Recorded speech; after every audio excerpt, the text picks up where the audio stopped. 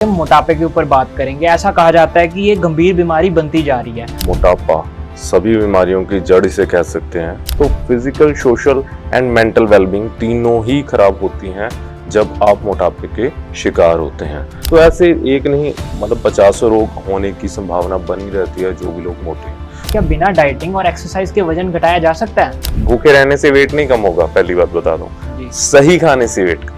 सूर्यास्त के बाद खाना खाया जाता है, वो शरीर में टॉक्सिन्स पैदा करता है। क्या वो भी एक कारण हो सकता है मोटापे का?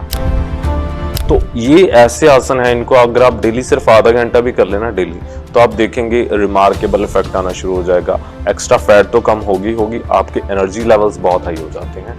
जो बिल्कुल एक्सरसाइज नहीं करना चाहते वो इस तरह से भी अपना फैट लॉस कर सकते हैं। सर, बहुत लोगों की एक प्रॉब्लम है कि वो कहते हैं कि हमारा वेट लॉस तो हो गया, मगर थोड़े टाइम बाद वापस से वेट गेन हो जाता है उनका। तो आप इसको फॉलो कीजिए और डेफिनेटली आप देखेंगे आप बिल्कुल फिट हो जाएंगे और कोई भी आपको मोटा नहीं कहेगा।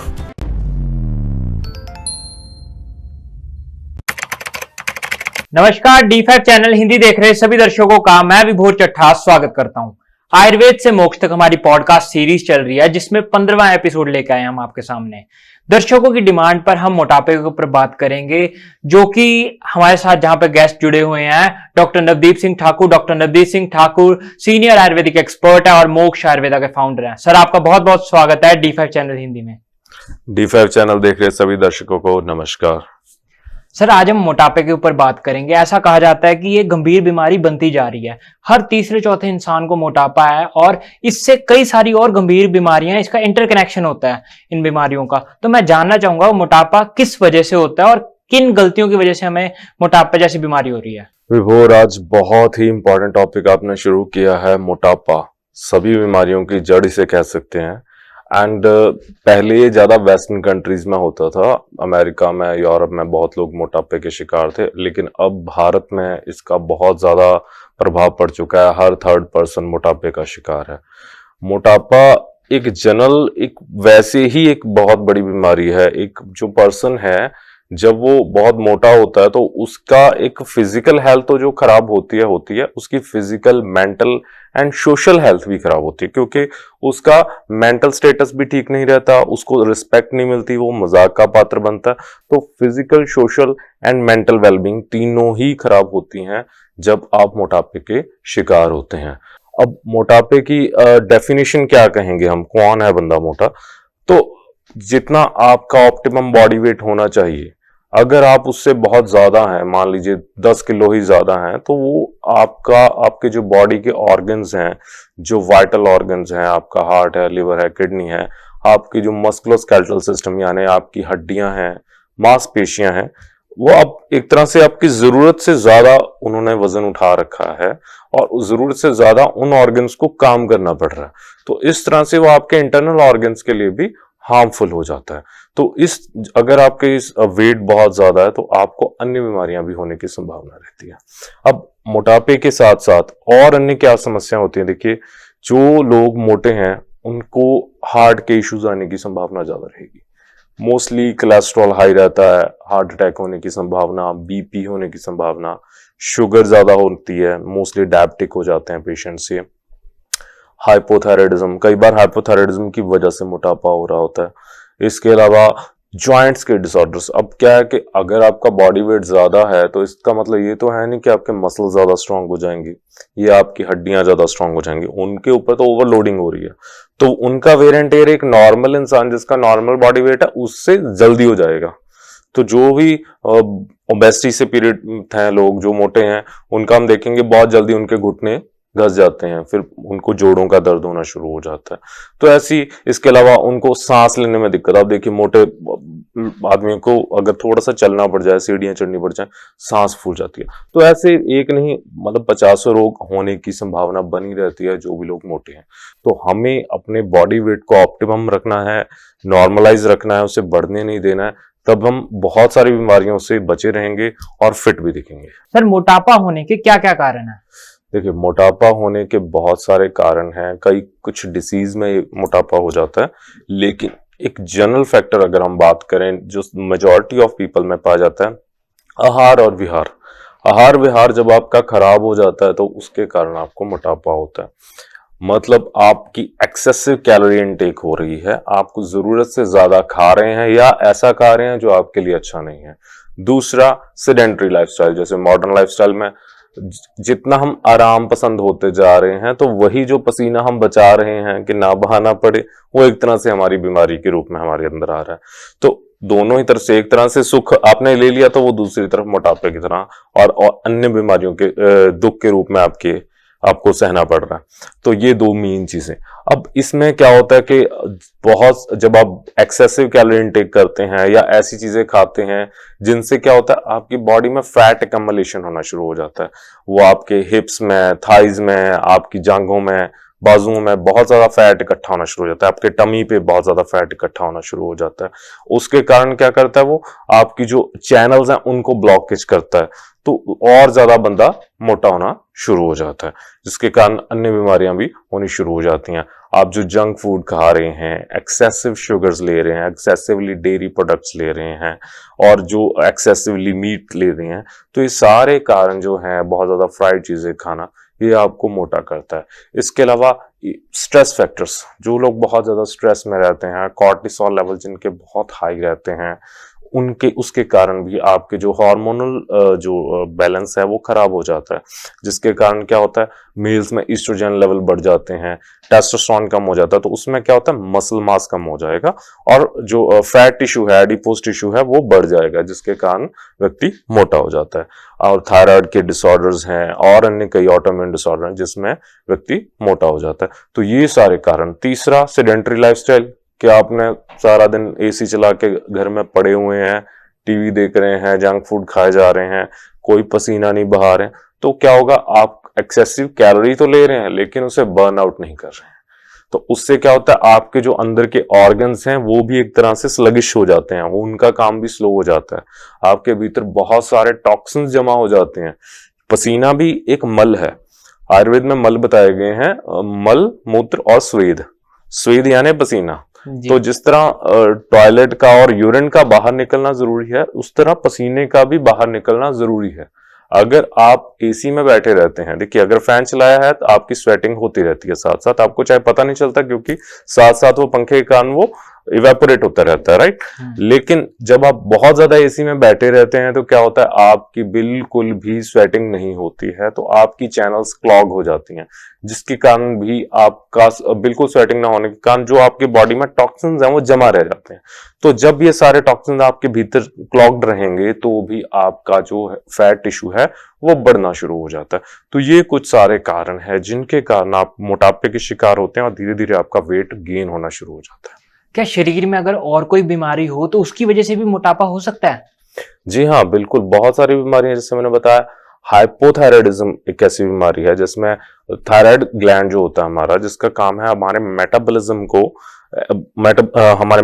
को रेगुलेट करना, क्योंकि वो स्लगिश हो जाता है, उसका वो इनएक्टिव हो जाता है या अपना वो हार्मोन अच्छे से बना नहीं पाता, जिसके कारण आपका मेटाबॉलिज्म स्लो हो जाएगा, उसके कारण वेट गेन होना शुरू हो जाता है। इसके अलावा बहुत सी अन्य डिसीज हैं, ऑटोइम्यून डिसऑर्डर हैं, जिसमें व्यक्ति के शरीर में एक्स्ट्रा कोलेस्ट्रॉल बनना शुरू हो जाता है, एक्स्ट्रा एडिपोज टिश्यू इकट्ठा होना शुरू हो जाता है, तो उस केस में अभी वेट गेन होना शुरू हो जाता है। इसके अलावा आयुर्वेद में बताई गई हैं जैसे 3 प्रकृतियां, वात, पित्त, कफ। अब जो लोग पैदाइशी कफ प्रकृति के होते हैं तो उनमें जन्मजात से ही कफ दोष हाई होता है। अब कफ दोष मैंने अपने फर्स्ट पॉडकास्ट में आपको बताया था, कफ दोष के 3 गुण होते हैं, स्लो, हैवी एंड स्लगिश, ठीक है, एंड डेंस, यानी कि भारीपन होता है उसमें, वो स्लो होता है और वो एक तरह से चिकनाहट होती है उसमें, ठीक है। तो ये तीनों गुण कफ दोष के में होते हैं। तो जिस व्यक्ति में पहले से कफ दोष हाई होता है, जिसकी प्रकृति में कफ दोष हाई है, तो उसकी हड्डियां भारी होती हैं, उसका बॉडी का स्ट्रक्चर पहले से ही भारी होता है, बाल बहुत ज्यादा घने होते हैं, तो और उसकी बॉडी में मेद धातु जिसको फैट बोलते हैं पहले से ज्यादा है।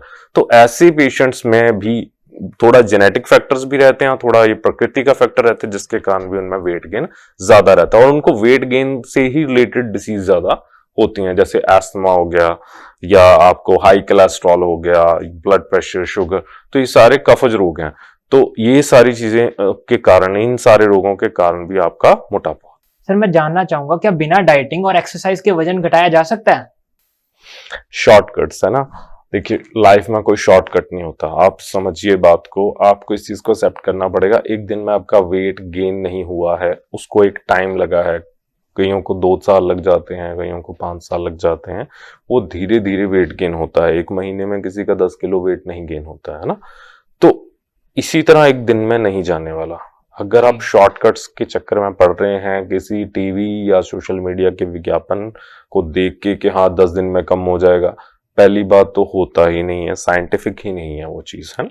और अगर है भी तो उसके बहुत ज्यादा ड्रास्टिक इफेक्ट आएंगे आपके इंटरनल ऑर्गन्स के ऊपर, आपके लिवर किडनी डैमेज हो सकते हैं। तो आप किसी भी ऐसी चीज को ना खाएं जो कि आपको ऐसे तरह का कोई लुभावना, कोई आपको झूठा कोई वादा करता है, ऐसा कुछ भी नहीं है। आपको अपने आहार विहार को दोनों को ठीक करना पड़ेगा। और अगर आप ऐसे शॉर्टकट ले भी लेते हैं और मान लीजिए कम हो भी गया, वो सस्टेन नहीं रहेगा, वो नेक्स्ट मंथ फिर गेन हो सकता है आपको जी। ठीक है, तो आपको डाइटिंग करने की जरूरत नहीं है, भूखे रहना नहीं है। भूखे रहने से वेट नहीं कम होगा, पहली बात बता दूं, सही खाने से वेट कम होगा। आप अगर गलत खाएंगे, कई लोग कहते हैं भी डॉक्टर साहब मैं तो जी 2 टाइम ही खाता हूं या 1 टाइम ही खाते हैं हम तो वो 1 टाइम में भी क्या खा रहे हैं, कोई पराठे खा रहा है, कोई भटूरे खा रहा है, कोई जंक फूड खा रहा है, मैदा खा रहा है। तो अगर आप इस तरह से खाएंगे, आपका 1 टाइम का भी जो है वो फूड, वो भी एक तरह से कोई न्यूट्रिटिव फूड तो है नहीं, वो आपका और वेट गेन कराएगा।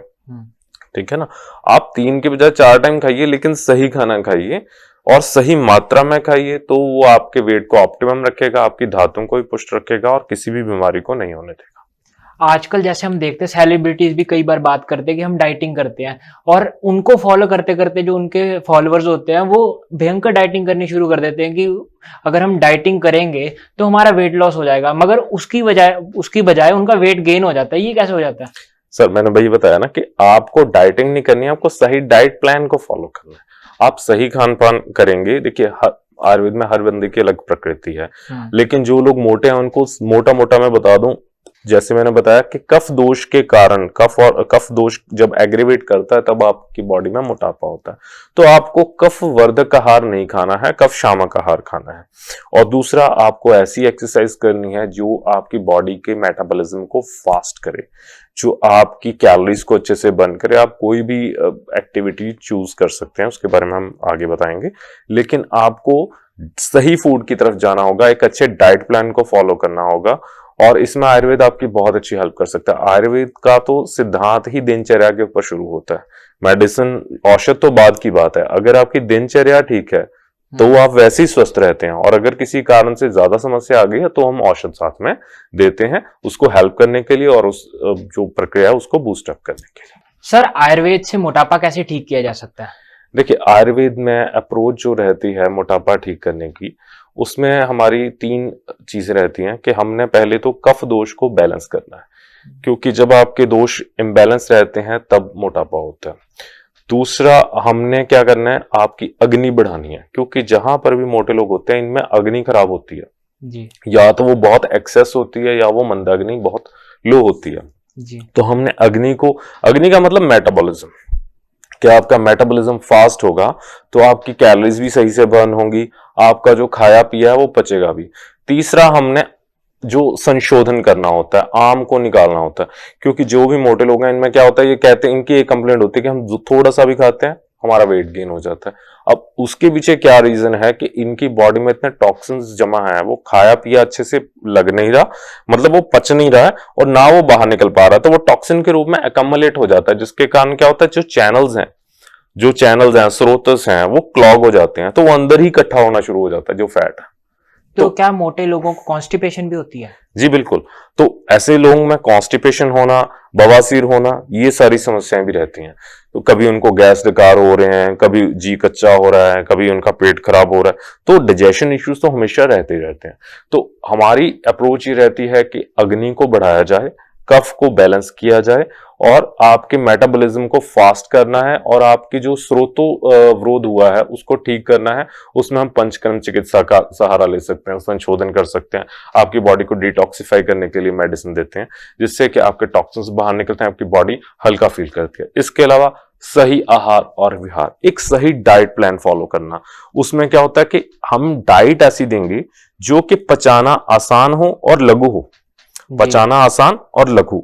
तो उससे क्या होगा, आप खाने के बाद बहुत ज्यादा हैवी भी नहीं फील करेंगे और जो खाया वो इजीली पच भी जाएगा, आपकी अग्नि के ऊपर उसका कोई भी दुष्प्रभाव नहीं पड़ेगा। सर आपने डाइट का अहम रोल बताया, तो क्या चीज खानी पीनी चाहिए और क्या चीज बिल्कुल नहीं खानी पीनी चाहिए?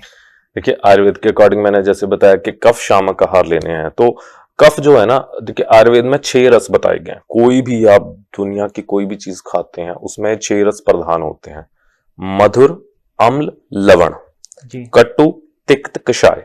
मधुर यानी स्वीट, स्वीट हो गया सॉल्ट एंड सॉर, ठीक है, मधुर, अम्ल, लवण। कटु, तिक्त, कषाय यानी कि बिटर, एस्ट्रिंजेंट, ठीक है। तो ये जो पहले 3 है ना, ये आपकी बॉडी में एनाबॉलिज्म काम करते हैं, यानी कि आपकी बॉडी में जो धातु हैं उनको बढ़ाते हैं। तो आपको इन तीनों को खाने से बचना है। मधुर, अम्ल, लवण यानी मीठा नहीं खाना है, खट्टा नहीं खाना है, नमक को थोड़ा कम रखना है। इसके ऑपोजिट आपको एस्ट्रिंजेंट चीजें, कटु, तिक्त, कषाय, थोड़ी सी बिटर, थोड़ी सी तिक्त, थोड़ी सी तीखी और थोड़ी, ये कटु, तिक्त, कषाय तीनों क्या करेंगी, आपकी अग्नि को बढ़ाती हैं। आपकी जो फैट धातु है, मेद धातु आपकी, इसको आयुर्वेद में मेद रोग कहते हैं। मेद यानी फैट, जो मेद आपकी बॉडी में इकट्ठा हो गया, और ये जो कटु, तिक्त, कषाय रस हैं ये क्या करते हैं, आपकी बॉडी में से एक्स्ट्रा फैट को बाहर निकालते हैं और आपकी अग्नि को बढ़ाते हैं। अब इसमें आपको क्या नहीं खाना सबसे पहले बताना चाहिए। देखिए जो कफवर्धक जो आहार हैं उनमें सबसे मेन आते हैं आपके डेयरी प्रोडक्ट्स। डेयरी प्रोडक्ट्स आपको बंद करने होंगे क्योंकि आपकी बॉडी में पहले ही कफ दोष हाई है। अब डेयरी प्रोडक्ट्स में जो मोटे लोग हैं वो सिर्फ एक प्रोडक्ट आप ले सकते हैं, वो है छाछ। दोपहर के समय छाछ भी किस तरह से, जिसमें जैसे दही है आप उसे मथ लेते हैं, मक्खन को निकाल लेते हैं, जो पतली लस्सी या छाछ जिसे हम कहते हैं, मट्ठा कहते हैं, उसको आप ले सकते हैं। और उसमें उसको ऐसे ही नहीं लेना है, उसको लेने से पहले उसमें एक पाउडर मिलाना है जिसमें आप सौंठ, काली मिर्च और पिपली, इन तीनों को बराबर मात्रा में पीस के रख लीजिए। उसका आप 1 चम्मच पाउडर उसमें डाल लीजिए एंड आप उसको मिला के जब आप पीते हैं तो वो छाछ उल्टा आपका फैट लॉस करती है और आपकी अग्नि को बढ़ाती है, आपके मेटाबॉलिज्म को फास्ट करती है, आपके डाइजेशन के लिए अच्छी है। तो छाछ के अलावा आपको सभी प्रकार के जो डेयरी प्रोडक्ट्स हैं, चाहे पनीर है, घी है, दूध है, दही है, इन सभी को आपको बंद करना होगा। इसके अलावा किसी भी प्रकार का नॉन वेज ना खाएं, जो भी ओबेसिटी से पीड़ित पेशेंट है। तो आयुर्वेद में सीधा कहा गया है कि मांस से मांस बढ़ता है। जो आप खाएंगे, अगर मांस खाएंगे तो आपकी बॉडी में मांस धातु की वृद्धि होगी, मांस से ही आगे मेद की वृद्धि होगी। तो आपने कोई भी नॉन वेजिटेरियन आइटम नहीं खानी है, कोई एग नहीं खाना है, आपको कोई फ्राइड आइटम्स नहीं खानी है। सीधा सीधा वो आपके कोलेस्ट्रॉल को बढ़ाएंगी, ट्रांस फैट को बढ़ाएंगी, वेट को इंक्रीज करेंगी। थर्ड, मीठा नहीं खाना है, स्वीट्स को आप अवॉइड कीजिए, किसी भी प्रकार की मिठाई ना खाएं, शुगर्स को बंद कीजिए। अगर मीठा खाने का बहुत दिल करता है आप फ्रूट्स को ऑप्ट कर सकते हैं, जो नेचुरल शुगर है जो हमारी फ्रूट्स में पाई जाती है आप उसको ऑप्ट कर सकते हैं। तो इन चीजों, और चौथा आपने मैदा नहीं खाना है, किसी भी प्रकार का प्रोसेस्ड फूड, पैक्ड फूड, इन चीजों को अगर आप अवॉइड करते हैं तो आप देखिए आपका बहुत सही से, आपका जो बहुत ज्यादा फैट गेन हो रहा था वो रुक जाएगा। अब आते हैं क्या खाना चाहिए। सबसे पहली चीज जो आयुर्वेद में बताई गई है, उष्ण जल। उष्ण जल यानी गर्म पानी जो है वो अमृत तुल्य है जो भी मोटे लोग हैं, क्योंकि जो गर्म पानी है ना वो वैसे ही कफनाशक माना गया। अगर आप सुबह उठते हैं, आपके गले में कोई रेशा हो रहा है, आपको कोई ऐसा फील हो रहा है कि आपकी बॉडी में स्टिफनेस हो गई है, आप सुबह उठ के 1 गिलास गर्म पानी पीना शुरू कीजिए, आपकी कॉन्स्टिपेशन भी रिलीव हो जाती है, आपके गले में जो रेशा हो रहा होता है वो भी ठीक हो जाता है। तो आप सारे दिन में थोड़ा थोड़ा ल्यूकवार्म वाटर पी सकते हैं। इसके अलावा आप जीरा को बॉयल करके उसका काढ़ा बना के पीना शुरू कीजिए, तो आप देखेंगे आपका बहुत जल्दी फैट लॉस होना शुरू हो जाएगा। डाइट में अपने सब्जियां, फल, सलाद इनको शामिल कीजिए। प्रोटीन सोर्स के तौर पर अगर आप कुछ लेना चाहते हैं तो सबसे अच्छे आपके लिए स्प्राउट्स रहेंगे। आप मोस्टली देखिए हमारे इंडिया में क्या होता है, शाम के समय लोग गलती करते हैं, सारा दिन ठीक रहेंगे, शाम के समय चाय के साथ कुछ नमकीन खा लिया, कोई बिस्किट ले लिया, कोई मैदे की आइटम ले लेंगे या कोई फ्राइड आइटम ले लेंगे। तो शाम के समय में हमें ध्यान रखना है, आप स्प्राउट की चाट बना के खा सकते हैं। अब बरसात का सीजन है, कई बार स्प्राउट्स का टेस्ट अच्छा नहीं आता, तो आप उसे स्टीम कर लीजिए, उसमें आप प्याज टमाटर या कोई भी सैलेड डाल सकते हैं, उसकी एक चाट बना के आप खा सकते हैं। आपको अच्छा प्रोटीन भी मिल जाता है, फाइबर भी मिल जाता है, और एक बहुत गुड सोर्स ऑफ प्रोटीन है जो आपकी बॉडी में बिल्कुल भी फैट गेन नहीं करेगा और आपके मसल्स को भी अच्छी ताकत देगा। इसके अलावा आप रोस्टेड मखाने खा सकते हैं, आप भिगोए हुए अखरोट, बादाम, ड्राई फ्रूट्स ये खा सकते हैं, और आप अपनी डाइट में सूप्स ले सकते हैं, सब्जियों का सूप ले सकते हैं, दलिया ले सकते हैं, साबुत जो अनाज है उनको आप ले सकते हैं। इसमें मैं अनाजों की बात करूं, आपको गेहूं और चावल को कम करना पड़ेगा। इसके अलावा जो बहुत मोटे लोग हैं और जिनको बीपी शुगर भी है, वो मिलेट्स को अपनी डाइट में शामिल कीजिए। मिलेट्स जो हैं बहुत अच्छे अनाज हैं जिन लोगों ने भी वेट लॉस करना है, क्योंकि ये सीधे सीधे कफ शामक होते हैं। जब आप इनको अपनी डाइट में शामिल करते हैं, आपकी बॉडी में जो ग्लूकोज की पीक है, जो शुगर की पीक आती है, जिसके कारण आपको बहुत से अन्य रोग होते हैं, वो नहीं होते हैं। बस आपको इतना ध्यान रखना है, जो भी आप मिलेट खा रहे हैं वो बहुत लंबे समय तक एक ही मिलेट को ना खाएं। आप मिलेट्स को बदल बदल के खाने हैं आपको।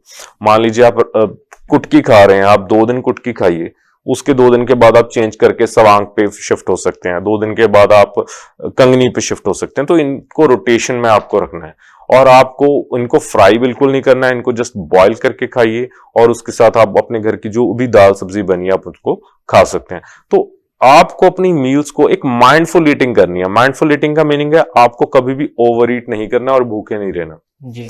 आप तीनों टाइम खाइए, लेकिन उसमें इतना रखिए कि आप ओवर ईट ना करें, और थोड़े टाइम के बाद 3-4 घंटे के बाद आप दोबारा से अपनी नेक्स्ट मील ले सकते हैं। तो अपनी मील्स में आपको फैट्स, शुगर्स और फ्राइड आइटम्स को टोटली बंद करना पड़ेगा, डेयरी को बंद करना पड़ेगा, मैदा पैक्ड फूड को बंद करना पड़ेगा, और जो मैंने अभी डाइट बताई, मिलेट्स को शामिल कीजिए, fruits, vegetable, soup, sprouts, dry fruits, इनको शामिल कीजिए। तो देखिए आपका कैसे हेल्दी, आप एकदम हेल्दी हो जाएंगे, और जो भी एक्स्ट्रा फैट है वो आपका कम होना शुरू हो जाएगा। अच्छा सर, कई बार कहा जाता है कि त्रिफला के सेवन से भी वेट लॉस होता है, क्या ये ठीक है? जी बिल्कुल, त्रिफला को त्रिफला रसायन कहते हैं आयुर्वेद में। त्रिफला को लोगों ने सिर्फ कॉन्स्टिपेशन की मेडिसिन मान के रखा हुआ है, नहीं। त्रिफला जो है वो आपकी बॉडी में एक्स्ट्रा फैट को भी बर्न आउट करता है, आपकी धातुओं को भी पुष्ट करता है, और आपकी अग्नि को भी बढ़ाता है। उसको त्रिदोष शामक कहा गया, त्रिफला को त्रिदोष शामक, यानी कि वात पित्त कफ तीनों अगर बड़े होंगे तो उनको समावस्था में, यानी कि एक प्रॉपर बैलेंस में ले आएगा। तो आप उसे डेली 1 चम्मच गर्म पानी के साथ लेना शुरू कीजिए, आप देखेंगे आपकी एक्स्ट्रा फैट भी बर्न आउट होनी शुरू हो जाएगी, और आपकी बॉडी के एनर्जी लेवल्स भी हाई रहेंगे।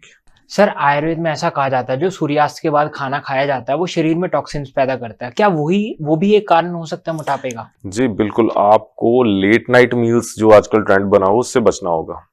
जब आप लेट नाइट मील करते हैं, देखिए बॉडी के क्लॉक के हिसाब से चलती है, आप जिस टाइम भी खाना खाने का अपना पैटर्न बना लेते हैं, आपकी बॉडी में उसी टाइम पे गैस्ट्रिक जूसेस, यानी कि जो डाइजेस्टिव एंजाइम है वो सिक्रेट करती है आपकी बॉडी।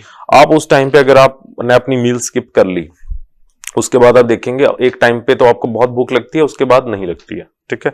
अब वो स्किप होने के बाद जब आप खाते हैं, या फिर आप एकदम से आपको क्रेविंग्स होती हैं बहुत ज्यादा, तो आप कुछ भी उटपटांग खा रहे हैं, जंक खा रहे हैं, या बहुत लेट नाइट खा रहे हैं, तो आपकी अग्नि जो है विषम हो जाती है। विषम इन द सेंस कि वो पूरी डिस्टर्ब हो गई है।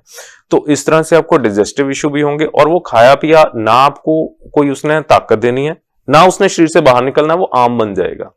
तो इस तरह लेट नाइट आपको खाने से ये दिक्कत आती है, और वो आपकी बॉडी में फैट तो बढ़ाएगा ही बढ़ाएगा, और अन्य आपके लिवर और किडनीज को भी डैमेज करता है। तो आपको इस चीज से बचना होगा। आप देखिए जो लेट नाइट इस तरह खाते हैं उनमें इंसोम्निया की भी प्रॉब्लम रहती है, स्ट्रेस की भी प्रॉब्लम रहती है, और उनमें क्रेविंग्स बहुत ज्यादा बढ़ जाती हैं, क्योंकि जब आप लेट नाइट खाते हैं तो आपकी बॉडी में सीरोटोनिन लेवल्स बहुत हाई होते हैं उसको खाने से। तो वो जब हाई होते हैं तो आपको और ज्यादा क्रेविंग होती है ऐसी चीज खाने की, तो आपका पैटर्न ही बन जाएगा इस तरह लेट नाइट कुछ ऐसी मील्स लेने का। तो आप कोशिश करिए आप 8 बजे तक, रात के 8 बजे तक अपना डिनर ले लें, और उसके बाद आप 9 या 10 बजे तक अपना सो जाएं। तो उससे क्या होगा, आपकी बॉडी उसे अच्छे से पचाएगी भी, और आपको मॉर्निंग में सही टाइम पे भूख भी लगेगी, और आपका एक जब दिनचर्या ठीक हो जाएगी तो आपका बॉडी भी वैसी ठीक हो जाएगी। जी सर, आहार के बारे में तो आपने बता दिया, विहार के बारे में बता दिया, हमारी लाइफस्टाइल कैसी होनी चाहिए? जी हाँ, आहार और विहार। आहार तो बहुत इंपॉर्टेंट हमने बता दिया, विहार भी बहुत इंपॉर्टेंट है, क्योंकि लाइफस्टाइल, अगर आप कैलोरीज आपने कितनी ली, आपने माइंडफुल ईटिंग कर लिया, आपने सही कैलोरीज ली हैं, लेकिन जो एक्स्ट्रा कैलोरीज हैं उसको आपको बर्न आउट भी करना है ताकि आपकी जो इंटरनल ऑर्गन्स हैं वो अच्छे से काम करें। व्यायाम, व्यायाम का दो शब्दों से मिलकर ना, वय और याम। वय यानी कि आपका सामर्थ्य, आपकी शक्ति, याम यानी उसे बढ़ाना। तो जो क्रिया आपकी शक्ति को बढ़ाए, आपके सामर्थ्य को बढ़ाए, वो व्यायाम है। तो आप इससे क्यों बच रहे हैं? क्योंकि ये जो बच रहे हैं आप एसी के कमरे में सो के कि हाँ मैं एक्सरसाइज ना करूं, वो आपको अन्य किसी और रोग के रूप में, दुख के रूप में मिलेगा। तो अभी से एक्सरसाइज करना शुरू कीजिए, किसी भी रूप में। आपको वॉक करना अच्छा लगता है, वॉक कीजिए। आप दौड़ सकते हैं, दौड़िए। कार्डियो कर सकते हैं, कार्डियो कीजिए। जो कुछ नहीं कर सकते वो एटलीस्ट योगा जरूर कीजिए।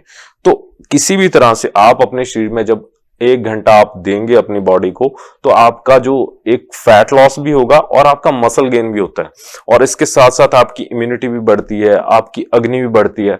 और जो बंदा एक्सरसाइज करने लग जाता है ना रेगुलर बिफोर, उसके साथ क्या होता है कि उसको इतना भी पता है कि जब आपने 1 घंटा पसीना बहाया होगा, आप आके गलत चीज नहीं खाएंगे जी। कोई पार्टी भी होगी, 10 लोग बैठ के भी गलत चीज खा रहे होंगे ना, जिसने एक्सरसाइज करी होगी ना, वो गलत चीज नहीं खाएगा। उसको पता है कि मैंने मेहनत करी है, मैं मेहनत क्यों खराब करूं। तो इस तरह से आप एक थोड़ी डिसिप्लिन्ड हो जाते हैं, और जब आप करने लग जाते हैं आपको और अच्छे रिजल्ट आने शुरू हो जाते हैं। अब इसमें सबसे अच्छी एक्सरसाइजेस जो फैट लॉस वालों के लिए है, जो फैट लॉस करना चाहते हैं उसके लिए, तो अगर आप जिम जाते हैं या आप यंग हैं, तो सबसे अच्छी है आप रनिंग करें, स्विमिंग करें, कार्डियो एक्सरसाइजेस करें। इसके अलावा फैट लॉस के लिए सबसे बढ़िया जो योगासन है वो मैं बता रहा हूं, उनको आप डेली करेंगे, आपको बहुत अच्छा रिजल्ट मिलेगा। धनुरासन आप कर सकते हैं, त्रिकोणासन कर सकते हैं, वीरभद्रासन कर सकते हैं, ताड़ासन कर सकते हैं। और जब आपकी बॉडी अच्छे से फ्लेक्सिबल हो जाए, आपको अच्छे से ज्ञान हो जाए योगा करने का, तब आप विद प्रिकॉशन चक्रासन भी कर सकते हैं। चक्रासन ऐसा आसन है जिसमें आपकी पूरी बॉडी एक हाफ सर्कल की फॉर्मेशन में आ जाती है। तो ये आपका हेड टू टो, सिर से लेकर पैर तक सारे मसल्स को स्ट्रेच कर देता है, जिससे आपकी बॉडी में एक्स्ट्रा फैट जो होती है वो बर्न आउट हो जाती है। तो ये ऐसे आसन है, इनको अगर आप डेली सिर्फ आधा घंटा भी कर लेना डेली, तो आप देखेंगे रिमार्केबल इफेक्ट आना शुरू हो जाएगा। एक्स्ट्रा फैट तो कम होगी, आपके एनर्जी लेवल्स बहुत हाई हो जाते हैं। इसके अलावा जो भी पेशेंट्स मोटापे के शिकार हैं, वो साथ साथ योगा के साथ साथ मेडिटेशन भी कर सकते हैं, ध्यान लगाएं। क्योंकि जब ध्यान लगाएंगे तो भी आपकी जो सेरोटोनिन लेवल्स हैं वो नॉर्मलाइज होते हैं। आपको कुछ भी एक्स्ट्रा, देखिए एक रसन इंद्रिय है ना, हमारी जीभ है, रसना है, एक इंद्रिय है जो आपको बार बार कुछ खाने के लिए विवश करती है, आपको बार बार आपका दिल करता है कुछ गलत खाने का। तो जब आप योग करते हैं, मेडिटेशन करते हैं, आपको एहसास होता है कि नहीं, हमें इसके वशीभूत नहीं होना है, आपको सही चीज खानी है। तो योगा मेडिटेशन से आपका एक कॉन्फिडेंस भी बढ़ता है, आपको पता चलता है आपने क्या खाना है क्या नहीं खाना। अगर आपको कोई क्रेविंग हो भी रही है, आप अपने मन से उसे सबसाइड कर पाते हैं। तो ये जो जब आप इस तरह का आहार विहार करते हैं, शांत मन रखते हैं, एक्सरसाइज करते हैं, तो ये सारी चीजें एक हेल्दी लाइफस्टाइल की तरफ ले जाती हैं आपको, और किसी भी प्रकार का रोग नहीं होता है, और जो एक्स्ट्रा फैट है वो भी खत्म हो जाता है। सर, आयुर्वेद में एक थेरेपी है पंचकर्मा, उससे मोटापे को कैसे ठीक किया जा सकता है? पंचकर्मा को शोधन चिकित्सा भी कहते हैं। देखिए, हम कोई दवाई खाते हैं ना, वो हमारे बॉडी में जाके दोषों जो बड़े हुए दोष हैं उनको सप्रेस करती है, लेकिन जो पंचकर्मा है वो संशोधन, यानी कि वो एक्स्ट्रा दोषों को बाहर ही निकाल देती है। तो वो एक प्रोसीजरल थेरेपी है। अब पंचकर्मा एक स्पेशलिस्ट के अंतर्गत ही आपको करना चाहिए, किसी आयुर्वेदा डॉक्टर के, एक्सपर्ट आयुर्वेदा डॉक्टर के पास जाकर ही उनकी निरीक्षण में ही आपको करना चाहिए। लेकिन कुछ चीजें जो आप घर पे भी कर सकते हैं, आप बॉडी में अभ्यंग कर सकते हैं, अच्छे से मालिश करना ऑयल्स की। इसके अलावा उद्वर्तन करना, उद्वर्तन होता है कुछ ड्राई पाउडर्स हैं, हर्ब्स होती हैं, उनसे आपको मालिश करना, वो भी एक्स्ट्रा फैट लॉस करते हैं। इसके अलावा स्वेदन, जो स्पा करते हैं, जो जैसे स्टीम बाथ लेते हैं, और उससे भी आपका क्या होता है, एक्स्ट्रा फैट लॉस होता है। जो बिल्कुल एक्सरसाइज नहीं करना चाहते वो इस तरह से भी अपना फैट लॉस कर सकते हैं। तो ये स्वेदन क्रिया के अंतर्गत आता है। तो और इसके अलावा विरेचन एक ऐसी थेरेपी है जिसमें आपके अंदर कुछ ऐसी लेग्जेटिव दवाइयां डाली जाती हैं, जिनसे कि एक्स्ट्रा फैट जो है आपके टॉयलेट के थ्रू, और टॉक्सिन टॉयलेट के रास्ते के थ्रू बाहर निकाल दी जाते हैं। तो ये सारे पंचकर्मा में बहुत अच्छे ट्रीटमेंट्स हैं, जिनसे भी आपको एक्स्ट्रा फैट जो है आपकी रिमूव हो जाती है, और आपकी बॉडी बिल्कुल से एक तरह से रिजुविनेट हो जाती है। सर, बहुत लोगों की एक प्रॉब्लम है कि वो कहते हैं कि हमारा वेट लॉस तो हो गया, मगर थोड़े टाइम बाद वापस से वेट गेन हो जाता है उनका, वो किस वजह से होता है? देखिए, आप consistency is the key. Consistency in the sense कि आपको ध्यान ये रखना है कि आपने जिस चीज को शुरू किया है उसको बंद नहीं करना है। आप एक हेल्दी लाइफस्टाइल को अपनी हैबिट बनाना है। ये ऐसा नहीं है कि आपने थोड़े दिन किया, 5 किलो कम होगी और फिर से आप वही जंक फूड खाना शुरू कर दें, फिर से वही कोल्ड ड्रिंक्स पीना शुरू कर दें। आपका आहार विहार है, अगर आपका आहार विहार गड़बड़ाएगा वो दोबारा से आपके साथ वैसे ही होना शुरू हो जाएगा। दूसरा, जो भी बचपन से मोटापे के शिकार है, मैंने बताया उनमें कफ दोष एग्रेवेटेड है, वो उनकी प्रकृति का हिस्सा है। तो आपको कफवर्धक आहार तो बिल्कुल त्याग देना है। आपको अपनी जो भी प्रकृति है उसके ऑपोजिट खाना होता है, तब आप हेल्दी रहेंगे। ठीक है। तो जो मोटे लोग हैं, अगर तो टेम्परेरी उनके अंदर कफ बढ़ा हुआ है तब तो वो थोड़ा बहुत कर लेंगे, उनको फर्क नहीं पड़ेगा। लेकिन जो पैदाइशी जिनकी कफजी प्रकृति है, वो थोड़ा सा भी कफज आहार करेंगे, उनका एकदम से वेट गेन होना है। तो उसके लिए तो उनको अपने आहार विहार को बहुत प्रॉपर्ली बैलेंस करके रखना ही उनके लिए लास्ट ऑप्शन बचती है। सर, इंटरमिटेंट फास्टिंग बहुत ज्यादा चलन में है, क्या इसका मोटापे में कोई रोल होता है? जी बिल्कुल। इंटरमिटेंट फास्टिंग लैंग्वेजेस आजकल टर्मिनोलॉजी के तौर पे हम व्रत रखते थे, तो हिंदू परंपरा में तो पहले से जैसे एकादशी का व्रत रखना, महीने में 1 या 2 बार तो व्रत आता ही है, एकादशी का रख लेते हैं, कोई पूर्णिमा का रखता है। तो इस तरह से ये व्रत जो है ना, इनका रिलीजियस पर्सपेक्टिव तो है ही है, लेकिन आपकी बॉडी के ऊपर इसका बहुत अच्छा पर्सपेक्टिव रहता है, आपकी बॉडी पे इसका बहुत अच्छा इंपैक्ट रहता है। जो अब तो वेस्ट वाले ही मानने लग गए हैं इंटरमिटेंट फास्टिंग। जब आप फास्टिंग करते हैं ना, वो आपको वीक नहीं करती है। पहली चीज, वो आपकी बॉडी के अंदर टॉलरेंस पावर बढ़ाती है।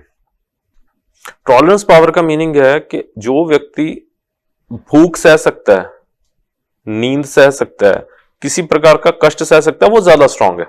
जी। मान लीजिए आपको एक टाइम खाना नहीं मिला और आपके हाथ पैर कांपने लग गए, आप चक्कर खाकर गिर गए, तो आप जितने मर्जी दिखने में तगड़े हो, आप बहुत कमजोर हैं अंदर से। ठीक है। आप जरा सी मौसम में डिस्कंफर्ट हुआ, आपको एकदम से गर्मी लगने लग गई, आपको एकदम से ठंड लगने लग गई, आपको घबराहट हो गई, तो ये सारे एक वीक बंदे के लक्षण है। जरा सी कोई इन्फेक्शन हुई और आप बीमार पड़ गए, तो आप दिखने में जितने मर्जी तगड़े लगे, आप बहुत कमजोर हैं। तो जब आप ये फास्टिंग करते हैं ना, फास्टिंग का मीनिंग है आपने अपनी बॉडी को रेस्ट दिया, आपके इंटरनल ऑर्गन्स को साफ होने का टाइम दिया, क्योंकि हम आजकल खाते ही रहते हैं, हमारे वाइटल ऑर्गन्स को रेस्ट ही नहीं मिलती है। ठीक है। तो आजकल कितने गॉल ब्लैडर स्टोन्स क्यों आ रहे हैं? क्योंकि गॉल ब्लैडर को टाइम ही नहीं मिलता रिकवर होने का, कुछ भी खाते रहते हैं, उसके एंजाइम टोटली हर वक्त ही सिक्रीट होते जाते हैं। लिवर फैटी लिवर क्यों हो रहा है? हर वक्त ही जंक फूड ही चल रहा है। तो जब आप फास्टिंग करते हैं, तो फास्टिंग का मीनिंग ये नहीं है कि आपको बिल्कुल भूखे रहना। फास्टिंग का मीनिंग है आप लिक्विड्स लीजिए उस दिन, आपको कोई अनाज नहीं लेना है, आपको कोई शुगर नहीं लेनी है। ठीक है। आपको कोई डेयरी प्रोडक्ट नहीं लेना। आप उस दिन फ्रूट्स ले सकते हैं, जूसेस ले सकते हैं, काढ़े ले सकते हैं, गर्म पानी पीजिए, सबसे बढ़िया। इन चीजों से क्या होता है कि आपकी बॉडी में किसी भी तरह का कोई टॉक्सिन नहीं जाता है और आपकी बॉडी के जो ऑर्गन्स हैं वो एक तरह से डिटॉक्सिफाई होते हैं, क्लीन होते हैं, एक्स्ट्रा फैट भी कम होती है और आपकी बॉडी में इम्यूनिटी बढ़ती है।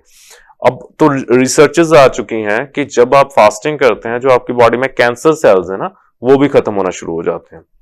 जो फास्टिंग है वो आपको तमाम रोगों से बचाती है। फास्टिंग में क्या होता है कैंसर सेल्स में, आपने आपकी जो कैंसर सेल्स हैं वो एक तरह से मान लीजिए टेररिस्ट हैं, आपने उनकी सप्लाई कट डाउन कर दी, अब वो भूखे रह हैं। शुगर फीड्स कैंसर, सीधी सी बात।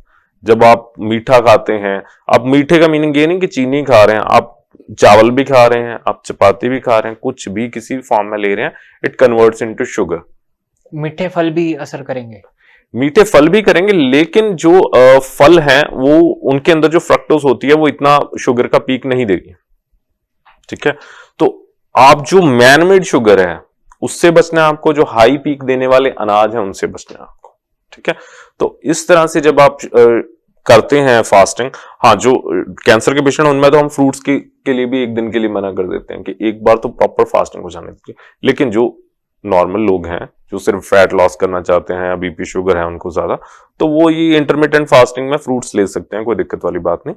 तो इस तरह से क्या होगा, आपकी बॉडी में कैंसर सेल्स भी खत्म होना शुरू हो जाएंगे, हेल्दी सेल्स बनना शुरू हो जाएंगे, फ्री रेडिकल्स जो आपकी बॉडी में एजिंग करते हैं।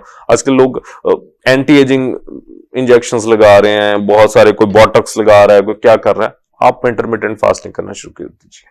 आप देखिए आपके फेस पे भी ग्लो होना शुरू हो जाएगा, आपको बीमारियां नहीं होंगी। अगर कहीं आपको किसी टाइम पे मील नहीं मिली, आपकी बॉडी वीक नहीं फील करेगी। मौसम की तब्दीली होने पे आप पुराने टाइम पे ऋषि मुनि तपस्या करते थे जी। तो तपस्या का मीनिंग क्या होता है? तप यानी कि अपनी बॉडी को इस लायक बना देना कि वो हर कष्ट सह सके। वो धूप में भी खड़े हैं, वो बारिश में भी खड़े हैं, वो अपनी साधना कर रहे हैं। तो आप, हम ऋषि मुनियों का देश है ये, तो ऋषि मुनि एक तरह से आज के एस्पेक्ट में देखिए जो साइंटिस्ट हैं वही है, वो आपको ज्ञान दे रहे हैं, एक आप ज्ञान दे रहे हैं जिसके ऊपर कोई संशय ना करो, वो आप पूरी मानवता के लिए अच्छा है। तो आप उस चीज को फॉलो क्यों नहीं कर रहे हैं? आप उसको फॉलो कीजिए, आप देखेंगे आपकी हेल्थ भी बेटर होना शुरू हो जाएगी, आपकी इम्यूनिटी स्ट्रांग होएगी, आपको किसी प्रकार का कोई भी ऐसे माइनर इन्फेक्शन वगैरह तो कोई आपके आसपास भी नहीं फटकेगा। और जो मेन हम टॉपिक पे थे कि ओबेसिटी कम करना, ओबेसिटी भी कम होगी, आपका वेट लॉस भी होना शुरू हो जाएगा, और आपको एक माइंडफुल ईटिंग करना, आपके अंदर एक सब्र की भावना आनी शुरू हो जाती है। जब आप फास्टिंग करते हैं आपको पता लग जाता है कि हाँ मैंने खाना क्या है, मैंने गलत चीज नहीं खानी। तो वो चीज है। सर लोग फास्टिंग तो करते हैं मगर खोलते हुए गड़बड़ कर जाते हैं, तो वो कैसे सही तरीके से खोल सकते हैं फास्टिंग को? देखिए, जब आपने व्रत रखा है, फास्ट रखा है, तो जब आप, अब मान लीजिए आपने एक टाइम तक कुछ नहीं खाया, तो आप स्टार्ट लिक्विड से कीजिए। लिक्विड्स में आप कुछ भी ले सकते हैं, आप सूप फॉर्म में ले सकते हैं। लिक्विड्स अगर आप सूप फॉर्म में लेते हैं, अगर ठंडा मौसम है आप सूप फॉर्म में लीजिए, गर्मी का मौसम है आप नींबू पानी से स्टार्ट कर सकते हैं।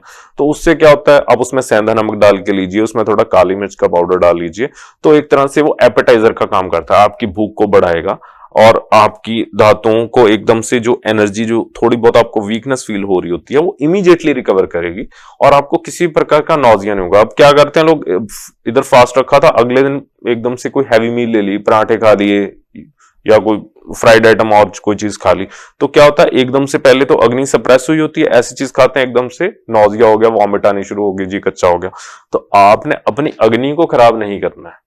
तो अगर आप ऐसी चीज लेते हैं, सूप लेते हैं, नींबू पानी लेते हैं, तो उससे आपकी अग्नि भी अच्छे से एग्रीवेट होगी और आप बाकी जो भी नेक्स्ट मील लेंगे, पहले आप सूप्स ले सकते हैं, उसके बाद आप फ्रूट्स वगैरह ले सकते हैं, उसके बाद आपकी जो भी चपाती खानी आप चपाती खा लीजिए, दाल लेनी है, सब्जी लेनी है, जो आपका नॉर्मल रूटीन वाला फूड है वो आप लीजिए। और अति मत कीजिए, अति सर्वत्र वर्जित। अगर आप एक्सेस में खाएंगे तब वो आपकी अग्नि को खराब करेगा और आपको डाइजेशन इशू देगा। सर आप हर पॉडकास्ट के अंदर आयुर्वेदिक हर्ब्स का जिक्र करते हैं, तो कौन सी ऐसी आयुर्वेदिक हर्ब्स हैं, जो जड़ी बूटियां हैं, जिनका इस्तेमाल करके हम मोटापे को कम कर सकते हैं? जी, आयुर्वेद के खजाने में बहुत सी ऐसी हर्ब्स हैं, लेकिन मैं पहले वो चीजें बताऊंगा जो आपके किचन में ही मौजूद हैं। देखिए, सबसे पहले जो भी मोटे लोग हैं उनके लिए सबसे बढ़िया चीज है मेथी। मेथी का आप काढ़ा बना के ले सकते हैं, उसे रात भर गर्म पानी में 1 चम्मच भिगो के आप सुबह उसे खाली पेट पी सकते हैं। आप देखेंगे मेथी आपके मेटाबॉलिज्म को फास्ट करती है, आपकी बॉडी में जो कफ और वात के कारण जो क्लॉगिंग होती है, जो स्रोतोवरोध हो गया होता है, उसे कम करती है। इवन के डायबिटिक पेशेंट्स के लिए भी बहुत अच्छी है, आपकी जो ब्लड शुगर लेवल्स हैं उसको भी कम करती है। तो जो भी मोटापे से पीड़ित लोग हैं वो मेथी को डेली अपनी डाइट में लेना शुरू कीजिए। और जैसे मैंने बताया कि रात को आप 1 गिलास गर्म पानी में 1 चम्मच भिगो के रखें और सुबह उसे छान के पी लें। तो इस तरह से अगर आप डेली लेना शुरू करेंगे आपको बहुत अच्छा फायदा होगा। इसके अलावा कुछ काढ़े बता रहा हूं, आप जीरे का काढ़ा ले सकते हैं। 1 चम्मच जीरे को 1 गिलास पानी में बॉईल करके आधा होने तक आप उसे छान के पी लीजिए। उसके बाद आप दिन में डेली 1 बार इस जीरे का काढ़ा पीजिए, आपकी अग्नि बढ़ेगी, आपको भूख अच्छी लगेगी, आपका खाया पिया पचेगा। जिनको डाइजेशन इश्यू रहते हैं कि बार बार खाने के बाद जी कच्चा रहता है, एसिडिटी होती है, डकार आते हैं, तो वो जीरे का काढ़ा पी सकते हैं। इसके अलावा पुदीने का काढ़ा पी सकते हैं। जिनकी बॉडी में गर्मी बहुत रहती है, जिनकी बॉडी में पित्त एग्रीवेटेड रहता है कि खाने के बाद जलन होती है, जी गर्मी होती है, या मुंह से स्मेल आती रहती है, डकार आते रहते हैं, या मुंह में छाले पड़ जाते हैं पेट खराब होने के कारण, तो पुदीने की 5-6 पत्तियों को बॉईल करके आप उसका काढ़ा ले सकते हैं। तो ये सारी चीजें आपकी मोटापे में हेल्प करेंगी। इसके अलावा मेटाबॉलिज्म फास्ट करने के लिए आप अदरक की चाय का मतलब दूध नहीं डालना है, सिंपल आप अदरक को बॉईल करके और उसमें चुटकी भर दालचीनी डाल लीजिए, उसको बॉईल करके उसके आप चाय बना के पीना शुरू कीजिए। ये आप मॉर्निंग खाली पेट अगर आप इसे लेंगे तो आप देखेंगे आपकी मेटाबॉलिज्म फास्ट होगा, आपको अच्छे से कैलोरीज आपकी बर्न होना शुरू हो जाएंगी। और अगर आप वर्कआउट के लिए जाते हैं, इसके बाद एक्सरसाइज करते हैं, तो आपको एक्सरसाइज में इसके डबल बेनिफिट्स मिलेंगे। इसके अलावा आयुर्वेद में बहुत अच्छी एक औषध है मेदोहर गुग्गुल। इसको आप अगर अपनी डेली रूटीन में 2-2 टैबलेट सुबह शाम लेना शुरू करते हैं तो हमने देखा है इससे भी बहुत अच्छा फैट लॉस होता है। और ये सारी हर्ब्स अगर आप डेली रूटीन में शामिल करते हैं, आप देखते जाएंगे आपका धीरे धीरे हर महीने 4 से 5 किलो वेट लॉस होना शुरू हो जाएगा और आप बिल्कुल फिट हो जाएंगे। सर, मोटापे के पेशेंट की सबसे बड़ी दिक्कत ये होती है कि उनको बार बार खाने का मन करता है, खाना खा लेंगे फिर भी उनको खाने का मन करता है, तो उनके लिए क्या सोल्यूशन होगा? जो भी पेशेंट मोटापे के हैं उनमें ये प्रॉब्लम बहुत कॉमन पाई जाती है कि उनके अंदर क्रेविंग्स बहुत ज्यादा होती हैं, क्योंकि पहले से फूड हैबिट्स बनी होती हैं वैसा कुछ खाने की। अब इसको कैसे कंट्रोल करें? तो इसमें एक बहुत अच्छी आयुर्वेदिक औषध है जिसका नाम है वृक्ष आंवला, गार्सिनिया कैम्बोजिया कहते हैं इसे। तो इसके फ्रूट का पाउडर आपको किसी भी अच्छे आयुर्वेदिक स्टोर से मिल जाएगा। आप उसको डेली 5 ग्राम के करीब आप ले सकते हैं, 1 या आधा चम्मच एक पर्सन के लिए काफी रहेगा। आप उसे गर्म पानी के साथ लेना शुरू कर दीजिए, तो आप देखेंगे आपको जो एक्स्ट्रा भूख लगती रहती है, खामखा क्रेविंग्स होती रहती हैं, खाने में ही ध्यान लगा रहता है, वो सारा बंद हो जाएगा और आपका एक्स्ट्रा फैट जो बढ़ रहा है वो भी कम होना शुरू हो जाएगा। ये कैसे काम करता है? ये आपकी बॉडी में सेरोटोनिन लेवल्स को बढ़ाता है, जिसके कारण आपकी बॉडी में जो बार बार फूड को लेके क्रेविंग्स होते रहते हैं या मूड ऑफ रहता है वो सारा बंद हो जाता है। तो इस तरह से आपकी बॉडी में मेटाबॉलिज्म को भी बढ़ाएगा और दूसरा आपको क्रेविंग से भी बचाएगा और फैट लॉस भी करेगा। तो इसको भी आप डाइट में शामिल कर सकते हैं और आप अपना फैट लॉस अच्छे से कर सकते हैं। दोबारा बता रहा हूँ, वृक्ष आंवला, गार्सिनिया कैम्बोजिया। सर, अगर कोई इस पॉडकास्ट को फॉलो करता है तो उसका कितने टाइम में कितना मोटापा कम हो जाएगा? देखिए, इस पॉडकास्ट में जो आपको चीजें बताई हैं उसको अच्छे से आप फॉलो कीजिए। आपका हर मंथ आप देखेंगे 3 से 5 किलो तो हर मंथ आपका वेट लॉस डेफिनेटली होगा और इतना ही होना चाहिए। हमारी बॉडी फ्लक्चुएशन बर्दाश्त नहीं करती है, एक दिन में ना कम हुआ है बहुत ज्यादा, ना एक दिन में बहुत बढ़ा है। आप बस डिसिप्लिन के साथ लगे रहिए तो आप देखेंगे आप 4 किलो भी अगर आप एवरेज मान के चलिए आपका कम हो रहा है तो 3 महीने में आपका 10-12 किलो आराम से कम हो जाएगा। ठीक है, तो आप इसको फॉलो कीजिए और डेफिनेटली आप देखेंगे आप बिल्कुल फिट हो जाएंगे और कोई भी आपको मोटा नहीं करेगा। हमारे दर्शक आपसे कैसे संपर्क कर सकते हैं? जो भी दर्शक आप हमसे संपर्क करना चाहते हैं, हमसे मेडिसिन लेना चाहते हैं, चाहे ओबेसिटी हो या किसी और भी बीमारी से रिलेटेड हो, हम स्पेशल डाइट प्लान भी देते हैं जो भी हमारे पेशेंट्स हैं, तो आप हमसे संपर्क कर सकते हैं। हमारा नंबर नोट कर लीजिए, डॉक्टर ठाकुर मोक्ष आयुर्वेदा। हमारा नंबर है 8837710050। डॉक्टर ठाकुर, आपने बहुत महत्वपूर्ण जानकारी दी। मेरे ख्याल से इस इंटरव्यू के पब्लिक होने के बाद कई सारे लोग घर पर रहकर अपने मोटापे को ठीक कर लेंगे। जी बिल्कुल सर, आपने बहुत महत्वपूर्ण जानकारी दी। आप हमारे साथ जुड़े, आपका बहुत बहुत धन्यवाद। धन्यवाद। अगले एपिसोड में फिर मुलाकात होगी, तब तक के लिए नमस्कार।